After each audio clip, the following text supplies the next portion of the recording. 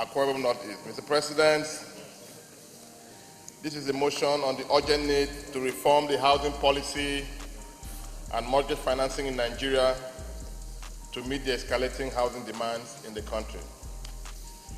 Mr. President, this motion is sponsored by my humble self and co-sponsored by 8 other of my colleagues, as stated in the order paper. The Senate, aware that shelter is one of the basic needs of man and ranked next only to air, food, water, sleep, and constitute the largest expenditure item of an average household.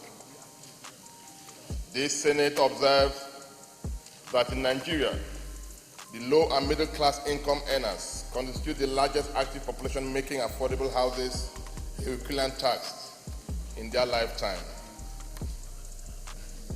This Senate recalls that the creation of National Housing Fund through the National Housing Fund Act of 1992 was to cater for the majority of Nigerians in line with the various national housing policies and the various international conventions and treaties, like the Universal Declaration of Human Rights 1948, International Conventions on Economic, Social, and Cultural Rights 1966, on affordable housing, to which the country is a signatory. This Senate also recalls that by virtue of the provision of National Housing Act, a working-class Nigerian is required to contribute 2.5% of his or her monthly salary to the fund, which provides the source of funding to the primary mortgage institutions, the PMIs. This Senate worried that access to the fund through the PMI is cumbersome due to stringent and complex eligibility criteria, which makes the development of housing through the fund challenging or practically impossible to date. For example, since the creation of the fund in 1992, the Federal Mortgage Bank of Nigeria, as at 2013, disbursed only 100.5 billion naira. In 2015, out of the 4 million registered contributors to the fund, only 60,000, which is just 1.5%, were able to access mortgage loans through the funds, leading to the construction of only 40,653 houses across the country.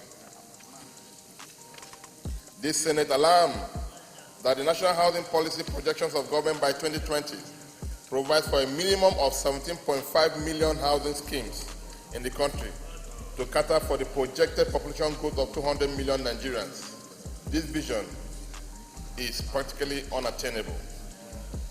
This Senate concerns that the national housing caters for only the housing needs of the working class contributors, whereas 80% of the active population of Nigeria remains unemployed. This Senate worried that the disposable loan limit through the funds was reviewed from 5 million to 10 million naira and 15 million 25 years ago, and has remained so till date, despite drastic economic changes over the years. And this Senate further worried that there exists little or no impact of the National Social Housing Development Program in the country over the years, and owing to the escalating population growth in our country, there is a dire and urgent need for a total review of our national housing policy framework to meet the needs of our people, especially the poorest Nigerians, in line with the various international conventions and treaties of which Nigeria is a signatory. This Senate accordingly resolved to mandate the Committee on Housing to urgently work out modalities with the various stakeholders in national housing development sector to ensure the implementation of the affordable housing across the country to cater for the ever-increasing population and most especially the poorest Nigerian. Mr. President, I so move.